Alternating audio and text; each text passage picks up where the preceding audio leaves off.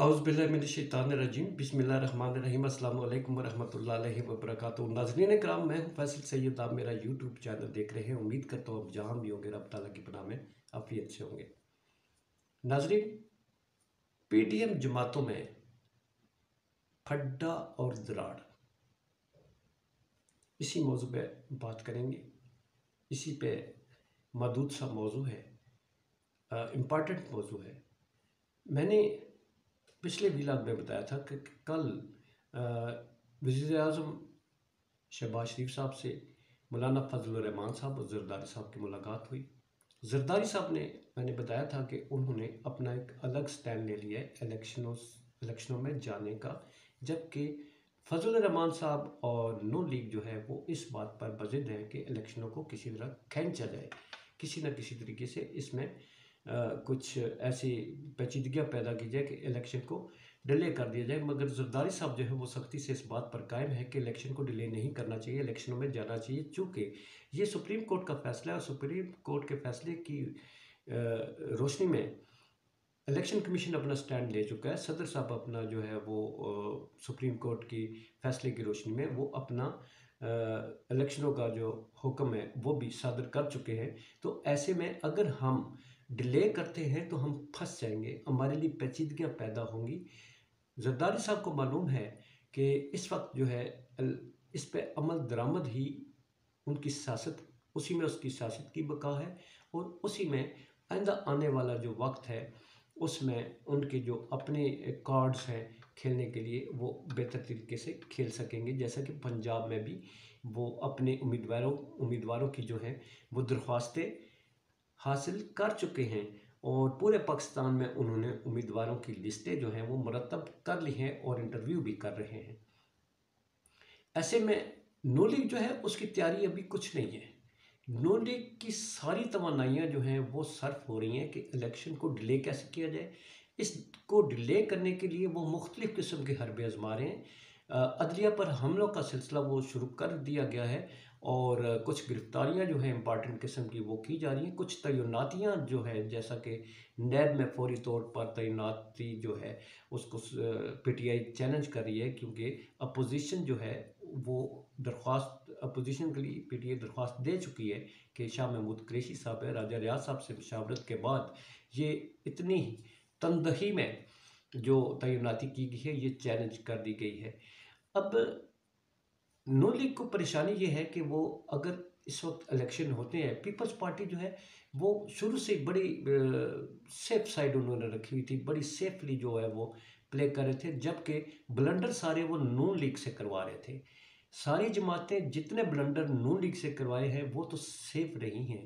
किसी जगह अवाम जो है वो जरदारी साहब को गालियाँ नहीं देती, मौलाना फजलुर रहमान साहब को गालियाँ नहीं देती। इस महंगाई की सारी जिम्मेदारी जो है वो नून लीग के सर डाली गई है और नून लीग ही इस इलेक्शन में बुरी तरह पिटने जा रही है।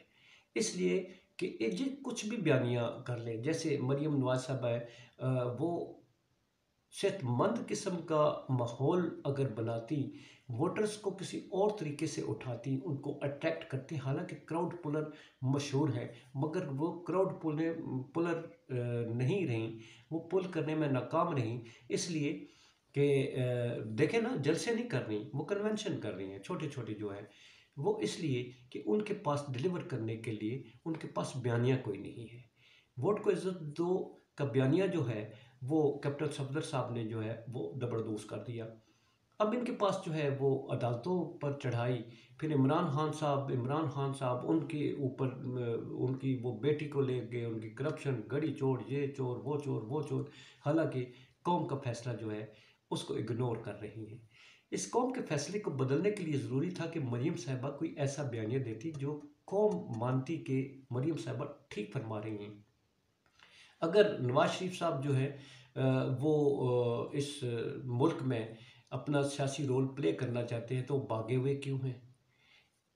आप कैसे कितना सारा इमरान खान को चोर चोर चोर कहेंगी? वो तो सारी अदालतों में पेश हो रहा है। जिस पे कातलाना हमला हुआ है, जिसको कत्ल करने की साजिश की जा रही है, वो अदालतों से नहीं भाग रहा।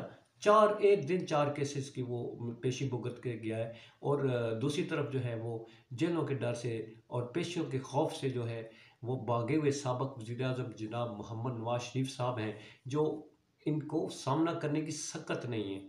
वो इस कौम में आना पसंद नहीं करते। वो चाहते हैं कि मेरे लिए कोई ऐसी राह हमवार की जाए कि मैं इक़्तिदार के मनसब पर आकर विराजमान हो जाऊँ और मुझसे कोई ना पूछे।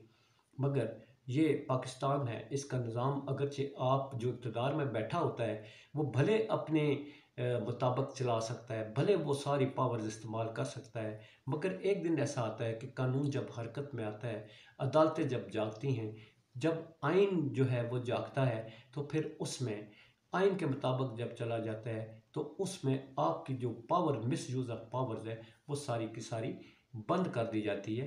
फिर आइन के मुताबिक चलाया जाता है, और जब आइन के मुताबिक चलाया जाता है तो उसकी जब आप भागने की कोशिश करते हैं तो फिर उस पर आर्टिकल्स लगते हैं बड़े खौफनाक किस्म के। अब इन सारी ख़तरात को भांप लिया जनाब जरदारी साहब ने, और अब मौलाना फजलुर रहमान साहब जो हैं वो भी अपने आप को डिस्टेंस कर रहे हैं इस नून लीग से।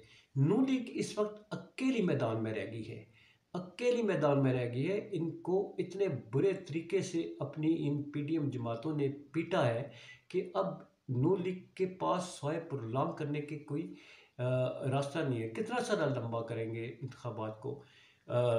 वज़ीर ख़ज़ाना साहब के बयानात को अगर उठा कर देख लें आज और कल के, तो इसमें से बखूबी समझ आती है कि इसहाक डार जो नवाज शरीफ साहब के समधी हैं, वो कहते नज़र आते हैं कि ख़जाने में पैसे नहीं हैं।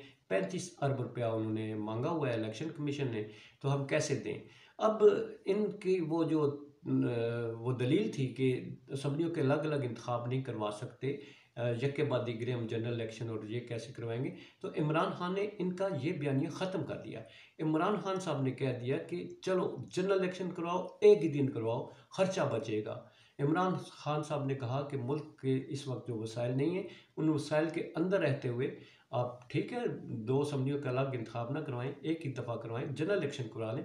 यही जब वो इस मुल्क में जो इक़्तिदार में बैठे हुए लोग हैं, ये पहले कहते रहे कि इमरान खान साहब असम्बलियाँ तोड़ें, हम अगले दिन इंतखाब करा देंगे। किसी भी लीडर का बयान उठा के देख लें। अब ये वही लीडर है जो कह रहे थे अलग अलग असम्बलियों का इंतखाब कैसे करवाएं, तो अब इमरान खान ने वो भी हल निकाल दिया कि जनाब एक दिन जनरल इलेक्शन करवाएं, मैं हाजिर हूँ, ठीक है करवाएं आप इलेक्शन। अब ये उससे भी भागेंगे। किससे भागेंगे? पैसे के उससे भाग जाएंगे कि पैसे नहीं है जनाब। तो ये भी शायद बयानिया चलने वाला नहीं है। शायद इन्हें इलेक्शन करवाने पड़ेंगे, और हर हाल में करवाने पड़ेंगे, जिसमें आइंदा आने वाला दौर जो है वो वज़ीर-ए-आज़म इमरान खान का होगा। इमरान खान साहब पहले कह चुके हैं कि मेरे ऊपर कातलाना हमला करने वाले जो है मैं सबको माफ़ करता हूँ। इमरान खान साहब को एक रवायत डालनी पड़ेगी आके कि आकर फौरी तौर पर जो है वो इस मुल्क का निज़ाम जब संभालें, तो इस निज़ाम को ठीक करने की कोशिश करें। अपनी मुआशी टीम अभी से तैयार कर लें। तजर्बात ना करें कि आज ये तो कल वो परसों वो। अवाम भुगतती है आपके तजर्बात को। आपने बहुत तजर्बात कर लिए, अब आकर जो करेंगे तो पहले से फैसले कर लें। टीम जो बनानी है, इस मुल्क के जो मुश्किलात हैं उनको पहले से उनकी तैयारी कर लें। अब वो आकर किस तरह से संभालते हैं इस मुल्क के निज़ाम को, सबसे पहले उन्हें इस पे तवज्जो देनी होगी मुआशी हालात ठीक करने की, और ना कि रिवेंज लेते लेते लेते जनाब आप ज़बरदस्त कर रहे हैं, इसको अंदर कर दो, उसको अंदर कर दो, उसको अंदर कर दो, इसमें वक्त ज़ाया ना कीजिएगा। अब मुल्क की सलामती के लिए सोचिएगा, मुआशी प्लान पहले से बना रहे, वक्त ज़ाया किए बगैर जो है अगर आपको अल्लाह ताला मौका देता है तो फिर उसमें वक्त ना ज़ाया कीजिएगा, वरना ये कौम जो है ये पहले बहुत पिटी हुई है, बहुत सताई हुई है। तजर्बात की मज़ीद जो है इस पर ना डालिएगा, तजर्बागा मत बनाइएगा इस कौम को, ये पहले बहुत पिस चुके हैं। इसी के साथ इजाज़त चाहूँगा। आइंदा 2-3 दिन आपको बहुत अहम फैसले होते हुए नज़र आएंगे। अपना बहुत सारा ख्याल रखिए। पाकिस्तान जिंदाबाद, पाक अफवाज पाइंदाबाद।